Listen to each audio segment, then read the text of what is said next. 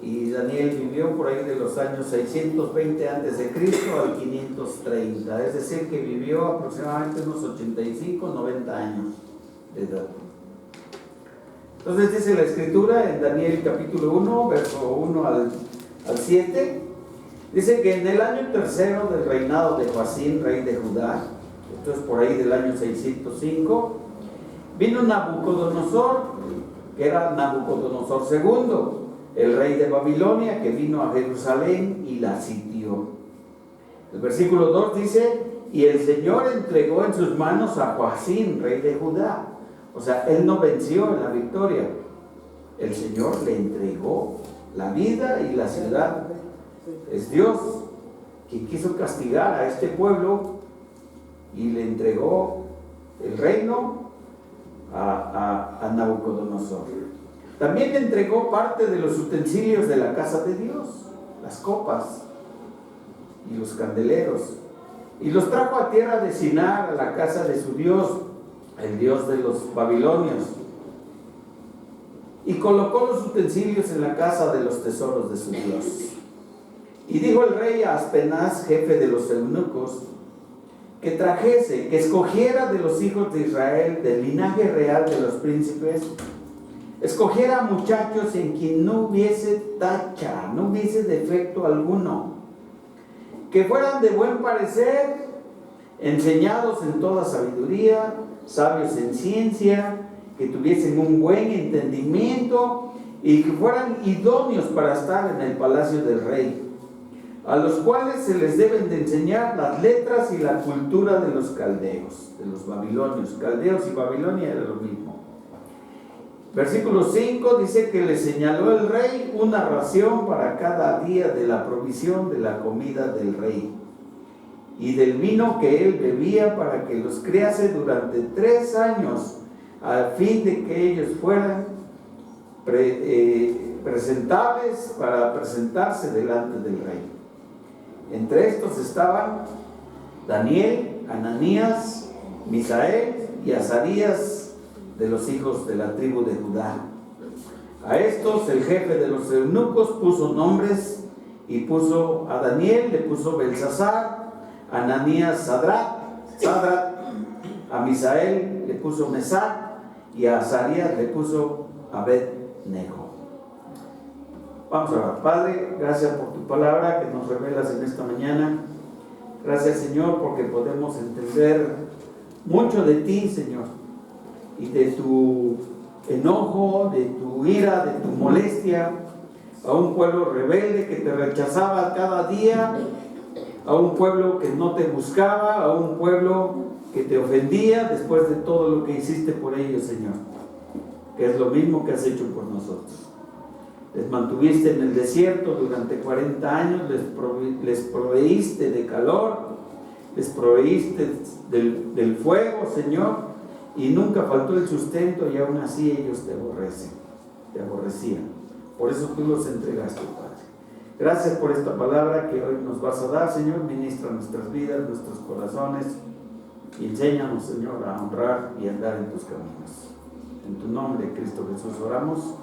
Amén. Amén. Muy interesante este pasaje que nos habla de la vida de Daniel. Y lo primero que tenemos que hacernos es preguntarnos, ¿no?, ¿quién era Daniel? Y los estudios dicen que Daniel tenía por ahí entre 14 y 17 años de edad. Era un joven, muy, muy joven. Y era de hijo de los príncipes, o sea, en él había linaje, en él había nobleza. Cuando una nación llegaba y conquistaba a otra, tenían la costumbre de agarrar a las mujeres más bonitas, y perdón por la expresión, no digo que sean las feas, pero son las no agraciadas. Tomaban a las más bonitas y se las llevaban a su pueblo, y de allá se traían a las que no eran bonitas, que no estaban agraciadas, las traían para acá. Igual lo hacían con los hombres, buscaban a los más inteligentes, a los más preparados, a los que tuviesen un buen parecer, y se los llevaban para allá para servir en el palacio o servir así. Era una costumbre, y aquí lo vemos nosotros, porque Daniel era un joven de 14 a 17 años, que estaba viviendo en un cautiverio, es cuando Babilonia llegó y conquista a Israel y son llevados cautivos. El nombre de Daniel significa Dios es mi juez. Y Dios le dio tanta sabiduría a este jovencito a los 14, 15 años, que a los 20 él ya ocupaba un cargo en el gobierno. A los 20 años él ya era considerado un consejero del rey, era considerado un estadista, aquel que lleva las cuentas, los pronósticos, y era también considerado ya gobernador de una provincia. A los 20 años.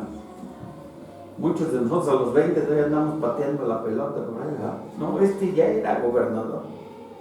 Y hablamos de estas capacidades en cuanto al servicio al reino. Pero como hombre de Dios, Dios lo constituyó como un profeta. Y él hablaba en el nombre de Dios. Dios le constituyó y le dio un don muy especial, que es el de la revelación. Le dio un don de ver las visiones y revelar los sueños. Era un hombre a quien Dios usaba mucho para interpretar los sueños y las visiones. Él era un hombre de oración, porque tenía la costumbre de orar mañana, tarde y noche. 3 veces oraba, y lo hacía abiertamente, que cuando hubo una ley para prohibir que oraras a otro Dios que no fuese el rey, fueron y lo acusaron por haber estado orando 3 veces al día. Entonces él era un profeta, era un hombre de Dios, era un hombre de oración, intérprete de sueños, pero lo más importante es que era un hombre íntegro en todo. Íntegro.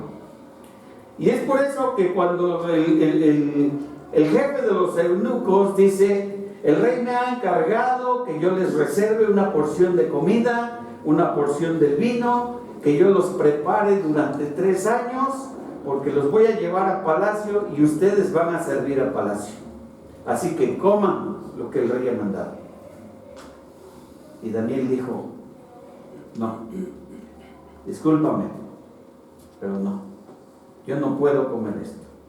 Dice el versículo 8 del mismo capítulo 1, que Daniel propuso en su corazón no contaminarse con la porción de la comida del rey, ni con el vino que él bebía, y por lo tanto le pidió al jefe de los eunucos que no se le obligase a contaminarse. ¿A quiénes les gustan los retos aquí? Que digan: yo voy. A mí me gustan los retos, yo voy. Daniel era un hombre de retos, y el primer reto que él puso es no contaminarse con la comida ni con la bebida de los caldeos. El versículo que acabamos de leer, en el versículo 4, dice que ellos iban a ser preparados para enseñarles las letras, la cultura, la idolatría y la lengua de los caldeos. ¿Qué trataban entonces los babilonios? Era quitarle su esencia, quitarle su Dios, quitarle su idioma. Y llegaron al extremo de quitarles hasta los nombres. A Daniel le llamaron Belsasar, a Ananías, que eran 3 amigos de él, Ananías, Misael y Azarías, les cambiaron los nombres. A Ananías le llamaron Sadrat, a Misael Mesad y a Azarías Abed-Negó. ¿Por qué les cambiaron los nombres? Porque los nombres que ellos tenían que ver con Dios. Daniel es: Dios es mi juez. Ananías: el Señor me llena de gracia. Misael quiere decir: ¿quién como Dios? Azarías: el Señor es mi ayuda. Y entonces les pusieron Belsasar, Sadra, Mesad y Abed-Negó, que eran dioses de los babilonios. Había que cambiar todo: su lengua, su cultura, sus costumbres, su Dios, sus nombres. Había que transformarlos por completo. Pero Daniel, que es un hombre de retos, dijo: no, a mí no. Y dice el versículo 9 que puso Dios gracia delante de él. Todo lo hace Dios. Ya vimos que Dios entregó en manos de los babilonios, entregó a Joacim y al reino de Judá. Y ahora vemos que puso Dios gracia en él y buena voluntad con el jefe de los eunucos, a quien le dijo: pruébame, 10 días dame de comer verduras y agua, y en 10 días tú decides si comemos esa comida o seguimos comiendo esto.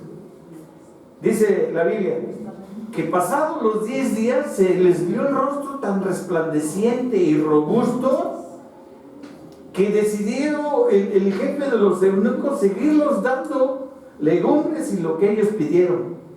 Pasados 3 años fueron presentados todos delante en el palacio, delante del rey, y el rey halló en ellos que eran mucho más inteligentes, que tenían más conocimiento en las artes, en las ciencias, en las letras, que todos los que eran ya sus consejeros.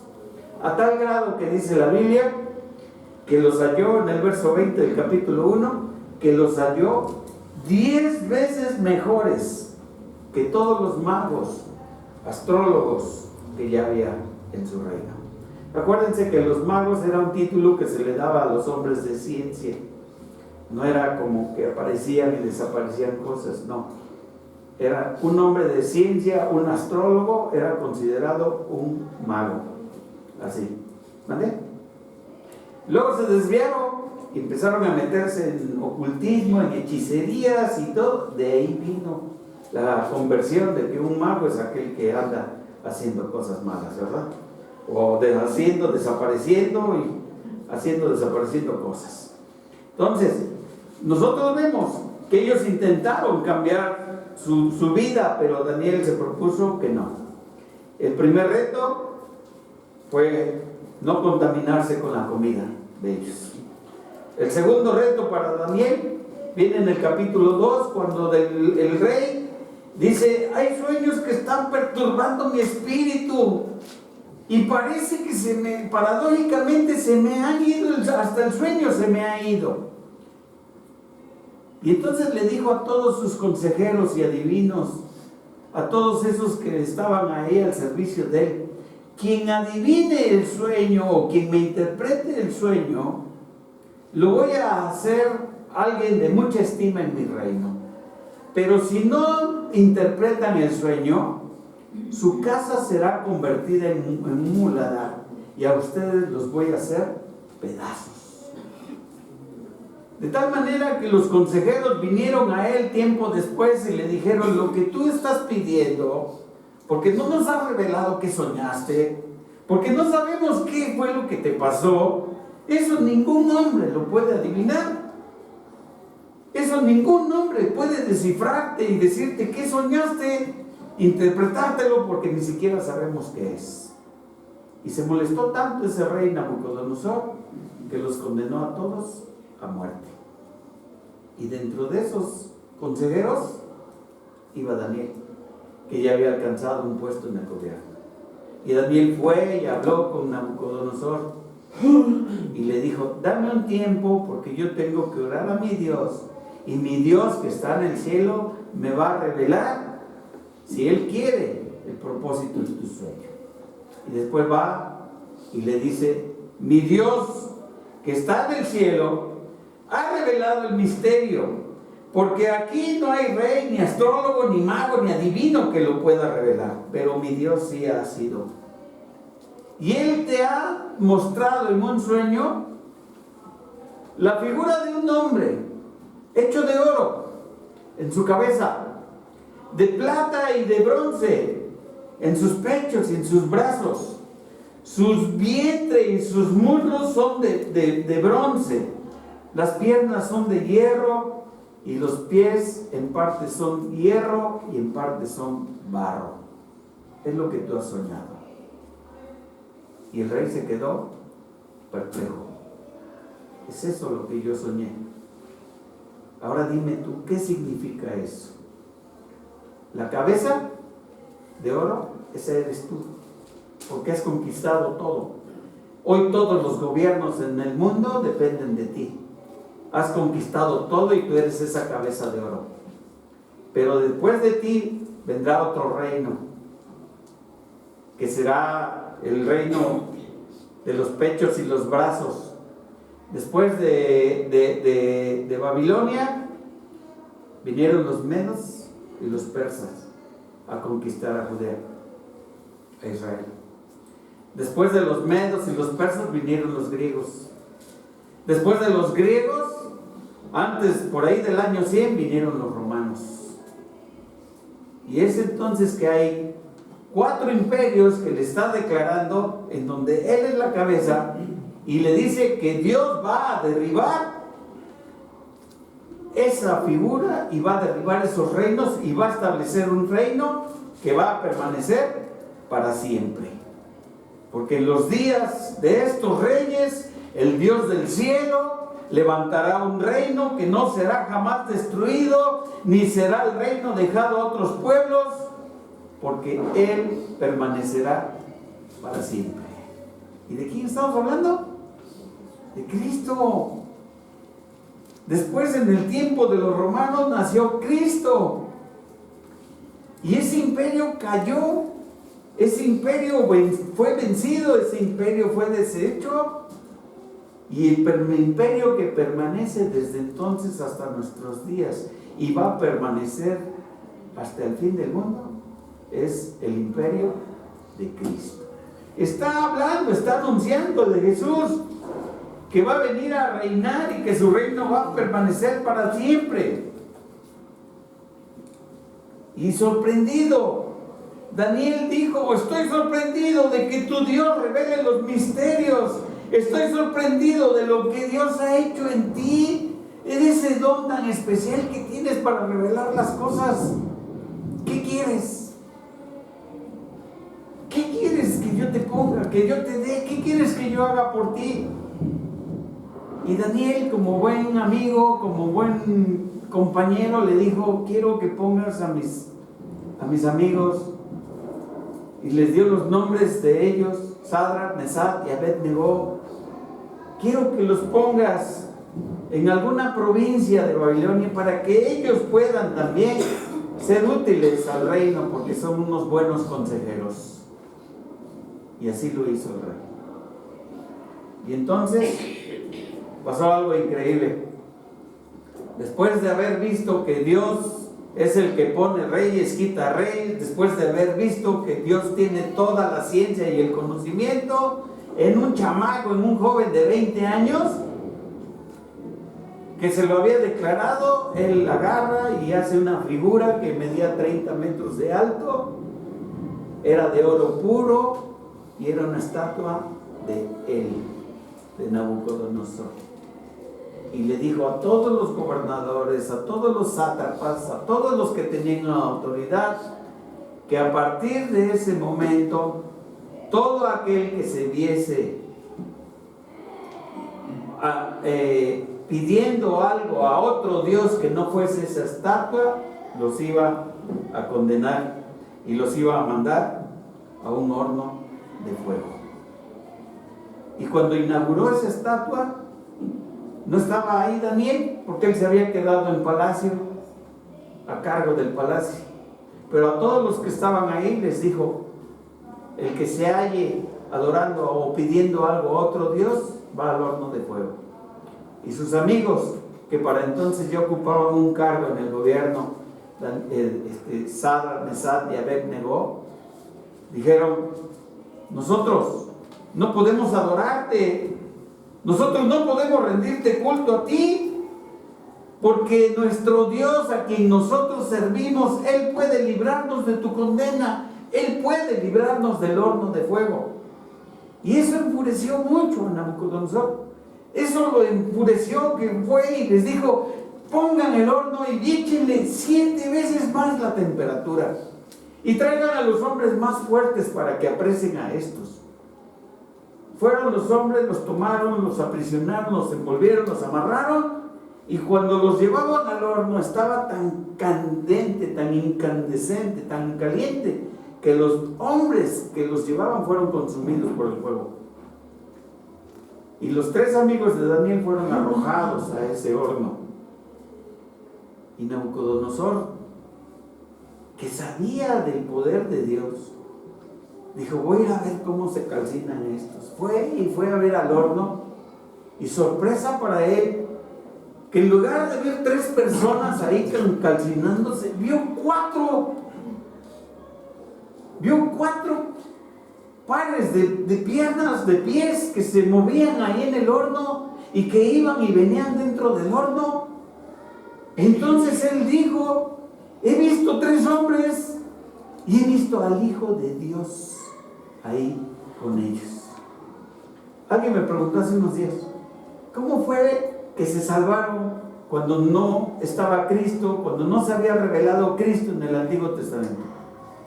Dios ya se les revelaba en el Antiguo Testamento. Se le reveló a Noé, se le reveló a Moisés, se le reveló ahorita aquí, porque Dios ya se revelaba, Cristo ya se revelaba en el Antiguo Testamento. Y él vio 4. Y entonces dice la Escritura que Nabucodonosor fue e hizo un decreto para todos. Todos deben honrar al Dios de Sadrach, de Mesach y de Abed-Negó. El que no lo haga será su casa convertida en un muladar. Un muladar, hermanos, era una casa donde se iban a echar todos los desperdicios. Era una casa donde se iban a echar todos los drenajes y a donde se guardaba todo lo que ya no servía, todos los desperdicios. Era un muladar. Y es lo que él decía: ustedes van a ser descuartizados y su casa va a ser hecha un muladar si no adoran a este Dios. Y eso fue impactante para él. Pero dice Isaías en el capítulo 1 que el buey conoce a su dueño, ¿va? Isaías 1 está hablando de Israel y dice: el buey conoce a su dueño y el asno conoce el pesebre de su señor, pero Israel no entiende y mi pueblo no tiene conocimiento. Así le pasó a Nabucodonosor. Así le pasó a él. Después de ver la obra de Dios, después de ver todo lo que Dios estaba haciendo, Nabucodonosor no entendía que Dios estaba buscándole porque él quería tratar con él y con su orgullo. Nabucodonosor llegó un momento en el que dijo: he aquí la Babilonia hermosa, grande, que yo he construido. Y Daniel se lo había dicho varias veces: él quita, él pone reyes, él hace todo lo que tú puedas hacer, tener, y lo que tú puedas ver. Él es el que lo pone y él es el que lo quita. Y no entendió. Nabucodonosor no entendió. Entonces tuvo otro sueño y viene y le dice a Daniel: oye, tengo otro sueño, a ver, revélamelo. ¿Qué soñaste? Vi un árbol grande, muy grande, frondoso, sus tallos llegaban hasta el cielo, y vi cómo los bueyes y cómo las aves hacían nudo, y los bueyes se protegían, se resguardaban en la sombra de él, y las aves venían a él, y todo lo que fuese carne comía de ese árbol. ¿De qué estás hablando? Revélame ese sueño. Y Daniel, que acostumbraba a orar, Daniel le revela el sueño y le dice que ese árbol eres tú. Tu reino será destruido. Todos los que dependen de ti dejarán de depender de tu reino, porque vendrá otro, los asirios y los persas, y el reino les va a ser entregado a él. Y esto es para que conozcas entre los vivientes al Altísimo que gobierna, el que reina entre los hombres, y que él da a quien quiere dar, y él constituye aún al más bajo de los hombres, él lo constituye. Impactado, le dice: ¿y entonces qué voy a hacer yo? ¿Cuál va a ser la sentencia para mí? ¿O cómo voy a terminar yo? Pues mientras no reconozcas que Jehová es Dios y que no hay otro como Él, serás como un animal de campo. El rocío de la mañana mojará tu pelo. Tu pelo se crecerá tanto como las plumas de las aves, y tus uñas serán como las garras de los pájaros. de los buitres. Serás un animal del campo y por 7 periodos comerás del campo. Y cuando Nabucodonosor se paró frente al palacio y dijo: esta es la Babilonia grande que yo he construido, para casa real lo he hecho con la fuerza de mi poder y para la gloria de mi majestad, dijo Nabucodonosor. En ese momento él perdió la cordura y empezó a andar en 4, y empezó a comer pasto, y empezó a andar en el monte. 7 periodos podrían ser 7 meses, 7 años, 7 décadas, no lo sabemos, pero por 7 periodos él anduvo así, hasta que llegó y Dios le permitió recobrar el entendimiento. Y Nabucodonosor, en el capítulo 4, verso 34, busquémoslo, Daniel 4, 34, dijo Nabucodonosor estas palabras: mas al fin del tiempo yo, Nabucodonosor, alcé mis ojos al cielo y mi razón me fue de vuelta, y bendije al Altísimo y alabé y glorifiqué al que vive para siempre, cuyo dominio es sempiterno, para siempre, y su reino por todas las edades. Todos alguna vez tenemos que llegar a este punto de Nabucodonosor, cuando ya no tenemos más hacia dónde ir, hacia abajo, y nuestra mirada tiene que ser levantada hacia arriba, porque todos somos en algún momento Nabucodonosor, para decirle: Señor, aquí estoy, sálvame, rescátame de mi maldad, de mi pecado. Pero normalmente venimos cuando estamos ya con la soga al cuello, así como él. Y él siguió diciendo: todos los habitantes de la tierra son considerados como nada, y él hace según su voluntad en el ejército del cielo, en los habitantes de la tierra, y no hay quien detenga su mano y le diga: ¿qué estás haciendo? En el mismo tiempo mi razón me fue de vuelta, y la majestad de mi reino, mi dignidad, mi grandeza volvieron a mí. Y mis gobernadores, mis consejeros me buscaron, y fue restablecido mi reino, y mayor grandeza me fue añadida. Ahora yo, Nabucodonosor, alabo, engrandezco y glorifico al Rey del cielo, porque todas sus obras son verdaderas, todos sus caminos son justos, y él puede humillar a los que andan con soberbia. Amén. ¡Qué declaración! Todos tenemos que llegar a hacer esto. Decirle: pues ya lo hicimos cuando tocamos fondo. Ya lo hicimos cuando estamos desesperados, cuando no sabemos qué hacer, cuando creemos que valemos más muertos que vivos,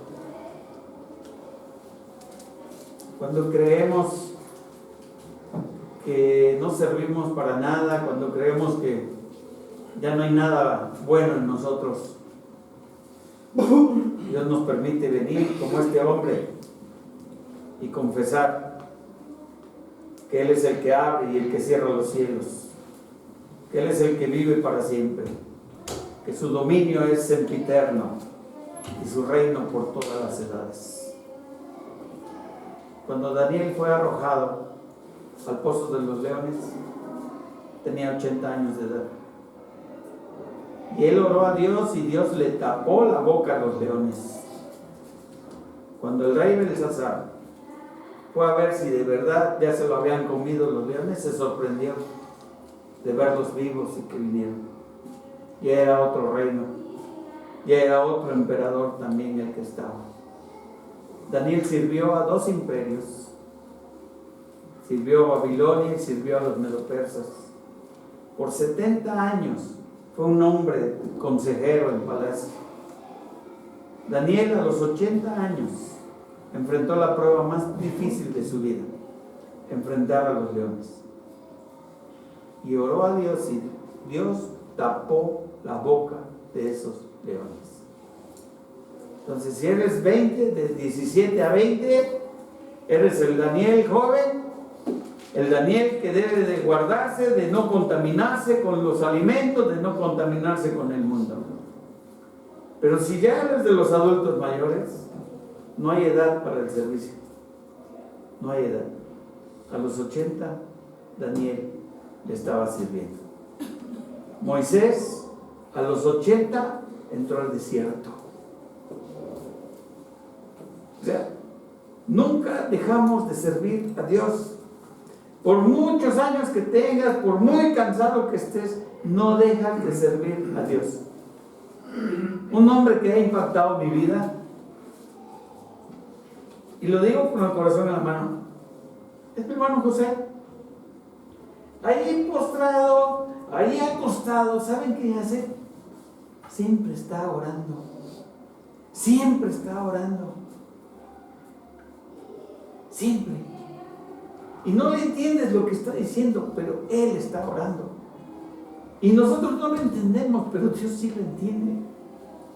Y Dios es su refugio, es su fortaleza, es su paz. Dios es el que lo consuela, el que lo anima, de tal manera que no tiene palabras para ninguno de nosotros, pero sí las tiene para Dios. Y me acuerdo de David, entrado en años, dice la Biblia, ya viejo y entrado en años, en la cama oraba a Dios, en la cama le cantaba a Dios, porque él era el cantor de Israel. No hay edad para servirle al Señor. Puede ser a los 17, a los 20, a la edad que tú tienes, siendo joven. Puede ser a los 80, como lo hizo Daniel. No hay edad. De aquí tampoco nos jubilamos como en los trabajos. Aquí la jubilación la alcanzamos cuando nos morimos. Entonces, no hay edad, hermano. Y todos somos Danieles, todos necesitamos llegar a estas palabras, a reconocer que hay un Altísimo que vive para siempre, que Él es el que en el ejército del cielo hace su voluntad. Él hace lo que Él quiere y no hay quien le diga en su mano, ¿qué estás haciendo? Él es el que ha hecho todas sus obras verdaderas, justas en sus caminos. Y Él puede humillar a los que andan con soberbia. Y los jóvenes tienen una característica, muchos de ellos, por su juventud, su fortaleza, su belleza, porque están en la escuela, porque tienen el mundo por delante, son soberbios. Son soberbios. Si no velos, no saludan a los mayores. Y ya casi ni hablan, muchos de ellos. Pues son altivos. Entonces, viendo a Daniel, la vida de Daniel, lo primero que hay que hacer es tomar una decisión. Antes de la tentación, toma una decisión. A Daniel le dijeron, te vamos a cambiar nombre, comida, cultura, Dios, te va a cambiar todo. A mí no me cambian nada. A mí me dejan como está. Yo voy a gobernar, pero yo en mi privado tengo mi oración con el Señor. Lo que determines hoy será tu futuro mañana. Lo que tú decidas hoy, contaminarte o no contaminarte, es lo que vas a hacer mañana. Eso tenlo por seguro. Querían cambiar su identidad, pero nunca borraron su identidad espiritual. Hoy el mundo intenta definir tu verdad, tu moral, tu identidad. Hoy el mundo quiere llevarte con un propósito. Y hace poco era un tatuaje y nada más. Después pasamos a un grado más a los piercing, ¿no? Ya después pasamos más al feminismo, a la homosexualidad. Hoy es sorprendente. Ayer hubo un desfile en Córdoba de los Terian y en México también. Terian son personas que se han creído a sí mismos como animales. Y se pintan y viven, pero no comen ni croquetas ni hígados de pollo. Se sienten gatos, pero ni hígados, no. Comen lo que les gusta. pero ellos hasta te contestan como si fuesen un gato o un perro. O sea, la perversidad del mundo descrita aquí en la Escritura, que dice que en los postreros días el mal iba a acrecentar, y que los hombres que aborrecen a Dios se hacen semejanza de cuadrúpedos, de reptiles, de animales. Lo estamos viviendo, y cada vez es una descomposición social cada vez mayor, y para ellos esa es la verdad, su identidad, su propósito. No dejes que ellos te absorban, joven. No dejes que ellos cambien tu manera de ver las cosas. Tu cuerpo no es tu cuerpo le pertenece a Dios y debes honrarlo. No eres tú quien toma decisiones sobre si debes de abortar o no. Ya bastante ya, y si cometiste un error, si fallaste, si ya quedaste embarazada, pues ya tenlo. No te conviertas en un asesino. Porque hoy hasta el gobierno paga los abortos, nuestros impuestos pagan los abortos.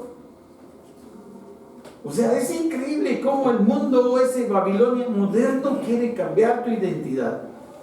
No lo permitas, no lo dejes.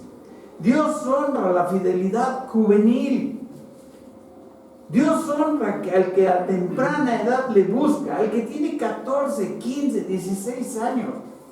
Lo dice el libro de los Salmos, lo dice el libro de Proverbios. Y a veces creemos que es el que se levanta a las 4 de la mañana a hablar. No, está hablando de tu edad, de tu juventud. Está hablando de tus 14, tus 15, tus 20. Está hablando de que en esta etapa le busques, le adores. Y Él honra la fidelidad juvenil.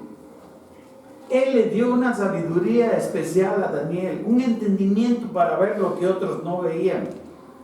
Le dio una revelación profética en la que Daniel anuncia las 70 semanas que habrían de anunciar el sacrificio, el nacimiento de Cristo. O sea, era un hombre tan preparado que tuvo que pasar un proceso, porque él era un cautivo de Babilonia. No era el príncipe, no era el noble, no era, eso fue, pero ahora él era un cautivo de Babilonia. Ahora él enfrentaba el encierro, él enfrentaba la ración, él enfrentaba el desprecio a su raza, porque la prueba produce convicción. Y él tenía una convicción muy fuerte, muy bien arraigada de lo que él quería hacer y lo que él era para Dios. Y papás, aquí hay algo importante. Eso no le llegó por ir un día a pescar. Eso no le llegó por ir un día a ver un partido de fútbol, o porque un día se fue con sus amigos. Eso le llegó porque sus papás los instruyeron en ese camino. Y aunque no sabían leer y escribir, estaban los oráculos de Dios. Y los oráculos de Dios es todo lo que yo oí, que me contaron, y que a esa persona le contaron, y le contaron, y le contaron. Y así de manera generacional se transmitieron los oráculos de Dios. Porque no sabían leer ni escribir, porque no había Biblias en su idioma, porque no estaba completa. Pero a los niños se les instruía con los oráculos de Dios.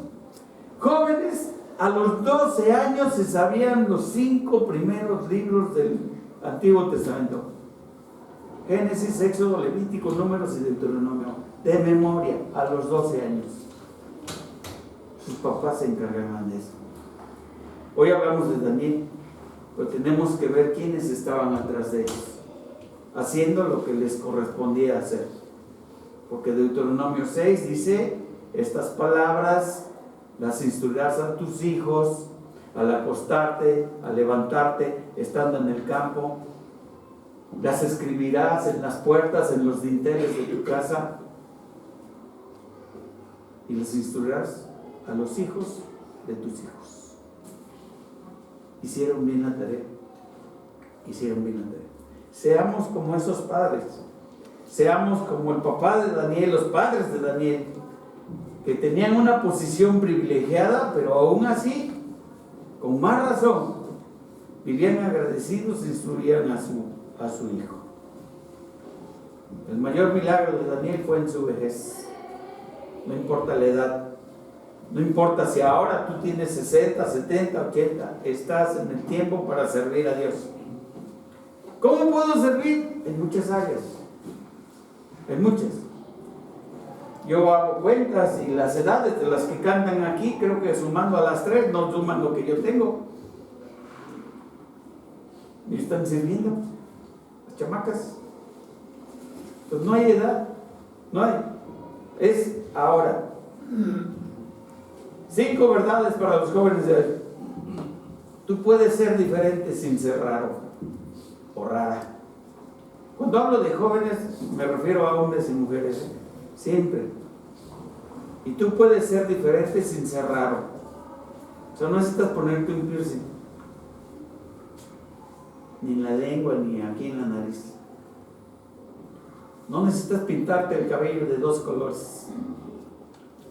Tu diferencia la marca lo que crees, al Dios que tú honras. Puedes ser santo sin aislarte, no hacer lo que hacían los monjes que se aislaban allá en la montaña y allá vivían puros hombres solos y allá se dio la homosexualidad, porque decían, pues vamos a apartarnos del mal, y se iban a la montaña. Puedes ser santo sin vivir aislado.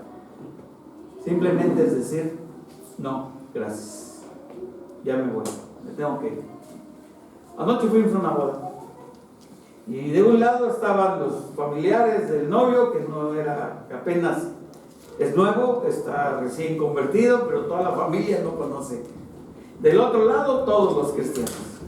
Por aquí empezó el baile, por aquí empezó la música tropical y empezó, para medio salón se vació. Porque no tenemos nada que hacer ahí.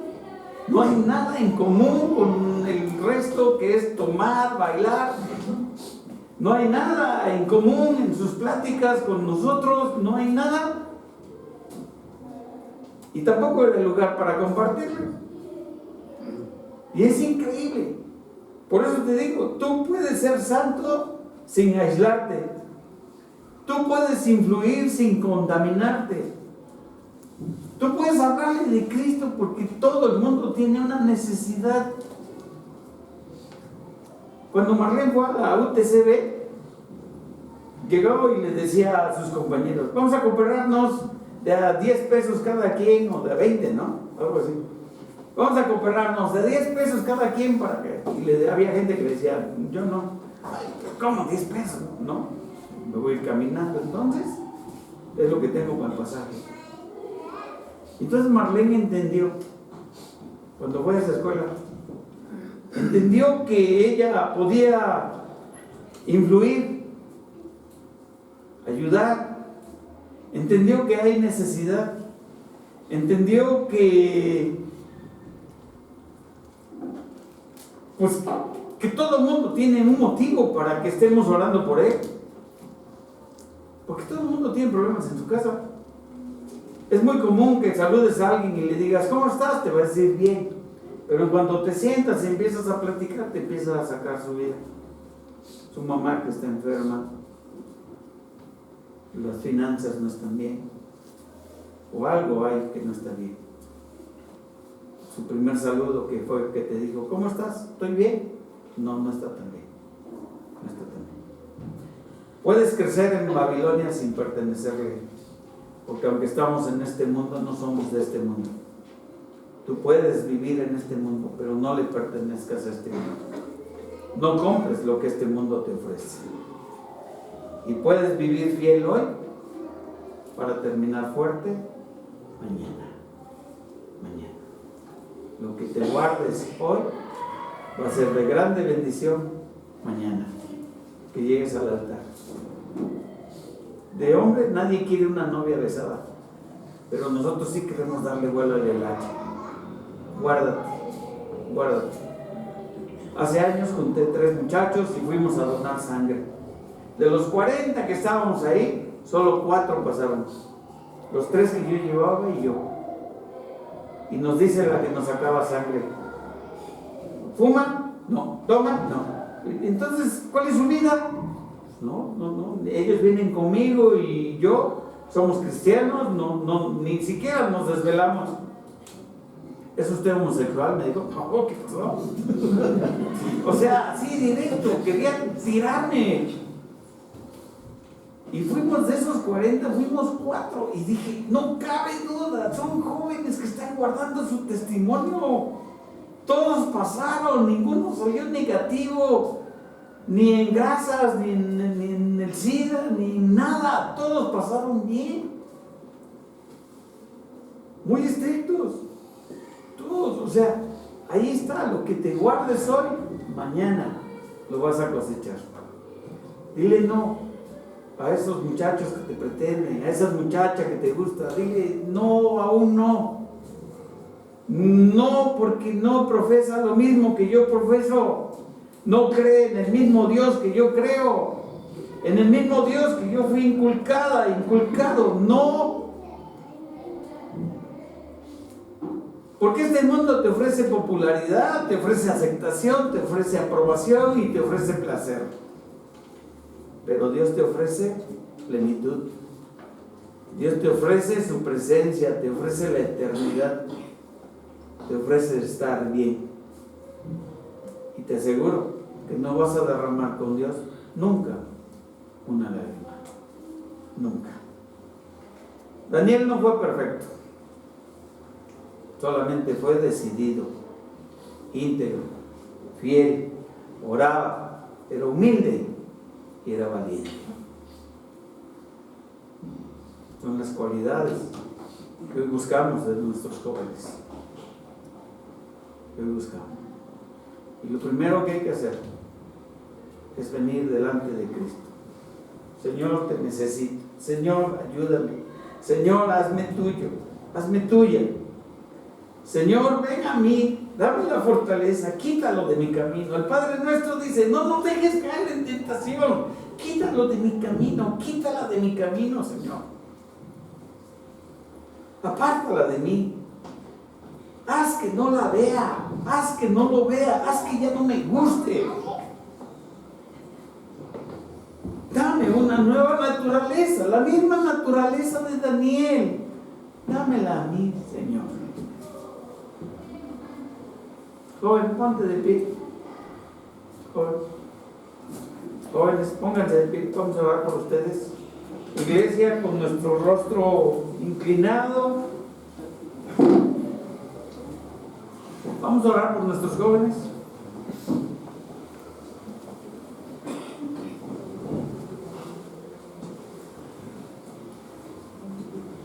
Padre, hoy venimos delante de ti, Señor,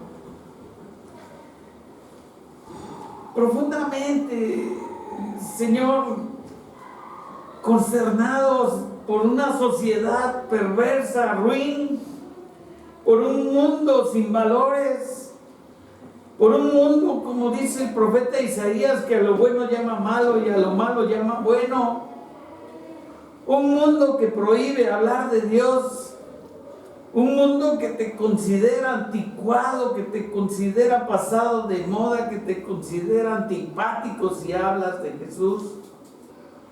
Y he aquí nuestros jóvenes, Señor, enfrentando una lucha, Padre, todos los días, con el vecino, con el de enfrente, con el de atrás, en la escuela, en el trabajo.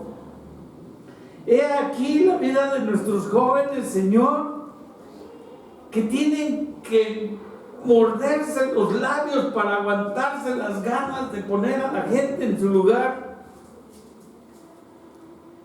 que tienen que aguantarse el no poder estar en esos lugares en los que quisieran estar, pero no les conviene estar. Ellos enfrentan luchas, Señor. Derrama de tu amor en ellos. Dales tu sabiduría, dales tu entendimiento. Permíteles tener una relación con ellos, Señor, íntima. que te declaren como su Señor, su Salvador, como el único en sus vidas, como la esperanza de ellos para hacerlos unos buenos profesionistas, unos buenos hombres, unas buenas mujeres, unas personas que te agraden, Señor, que se gocen en tu palabra, en tu alabanza, que se gocen en tu ley, en tus mandamientos, Señor, por favor. Hoy la iglesia reunida clama a ti, Señor, por nuestros muchachos, que no se pierdan, Señor, que valoren lo que están oyendo, que valoren tu palabra, Señor, que valoren el tener un lugar donde congregarse, un lugar donde también hay jóvenes, un lugar en donde también hay quienes les pueden entender y comprender en su necesidad. Rogamos por ellos, Padre, para que les des sabiduría, para que les des paciencia, Señor, para que les des lo mismo que le diste a Daniel, dáselos a ellos, Padre, por favor. Rogamos, Señor, para que a los padres les des el entendimiento de que hay cosas que no son negociables. Hay cosas que no puedo decirte que sí a eso, no puedo. Dales la sabiduría, el consejo sabio. Dales a los padres el amor, la paciencia, el espíritu sacrificial para poder comprender a nuestros hijos. Gracias, Padre, porque eres nuestro refugio, nuestro consuelo, eres nuestro ayudador. Gracias, Señor, porque en ti hay esperanza. Siempre tenemos una esperanza en ti, Señor. Y esta va a permanecer hasta el día que nos muramos, Señor. Porque tú eres nuestra esperanza, Padre. Gracias, Señor. Gracias por estos muchachos, Señor. Cuídalos, guárdalos, apártalos del mal. Bendice sus vidas, bendice su mente, su corazón. Bendice todo lo que hay en ellos, su juventud, su fortaleza, su belleza. Hazlos diferentes para ti, Señor, para que el honrado seas tú, Señor, en todo tiempo. Tú honras a los que te honran, Señor. Y tú quieres honrarlos, Padre. Yo te doy gracias. Gracias. En tu nombre, Jesús. Amén.